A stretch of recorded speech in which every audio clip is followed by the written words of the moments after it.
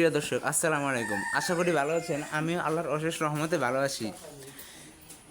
সকল প্রশংসা মহান আল্লাহ তাআলার নামে শুরু করছি। এই যে দেখতে পাচ্ছেন আমাদের খামারের একটি গরু। এই গরুটা আমার এক কাজিনের বিয়েতে অনুষ্ঠানের জন্য ব্যবহার করা হইব। আমার খুবই খারাপ লাগতেছে যে এই এই গাভীটি আমাদের এই খামারে 4-5 বছর ধরে আর কি লালন পালন করা হচ্ছে। ওর একটি বাছুরও রয়েছে। এই যে দেখেন বাছুরটা, মাশাআল্লাহ খুব সুন্দর একটি বাছুর, দেখার মতো।